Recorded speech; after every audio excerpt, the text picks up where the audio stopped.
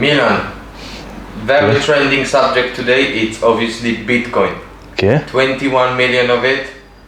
Satoshi Nakamoto, the most unknown person, and people call it's like a new gold. Big store of value. Do you agree or not?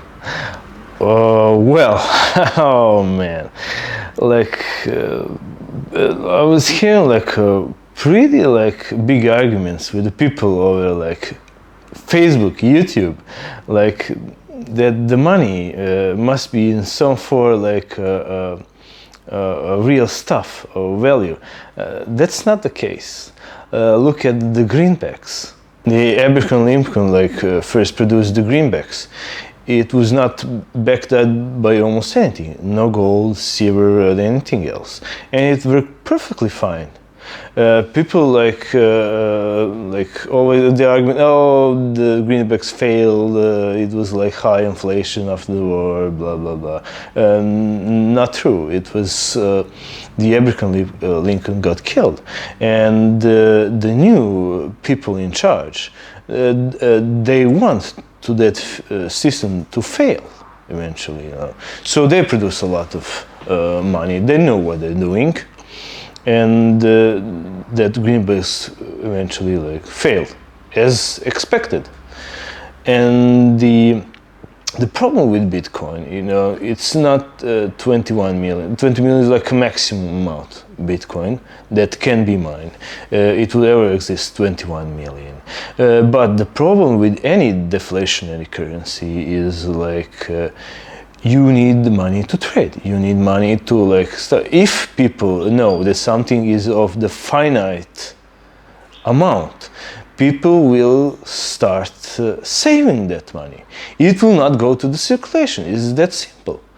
If you save the money becomes more scarce, and you will also try to like save more and more money. Eventually, what happened is you start like acting like bankers, like power corrupts. You will start lending that money to the people at insane value. You will want to have more and more of that money. It will fail because what you're gonna do is like you put like very, very small money in circulation. You will save a lot of money by yourself. The money will becomes like more and more scarce. We see like a Bitcoin. The Bitcoin in today's financial crisis cannot compete with the monetary system we now have, which is backed by almost anything. That monetary system we now have is it's really like a toilet paper. But when you have the taxes payable in debt, with that money, the value of the money increases. You can print it, but still people need to have that money in order to pay the taxes. And the Bitcoin in this financial crisis lose value because people don't actually need them. You can exchange them for the goods, but you cannot pay the taxes or anything else to the government. And the Bitcoin is now like an investment. And when are people in financial problems, the first they're gonna sell is their investment. That's the first. They're gonna sell the house. People need a house to live in. They're gonna sell the food. People need the food. And now we see like insane increasement in like food prices, insane increasement in like housing prices because it's real goods. And Bitcoin is not.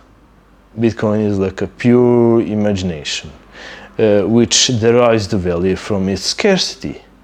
And but the true value of the Bitcoin, for me, is like it's not controlled by the bankers, it's not controlled by the institution, it's not controlled by the government. That's the true beauty of the Bitcoin.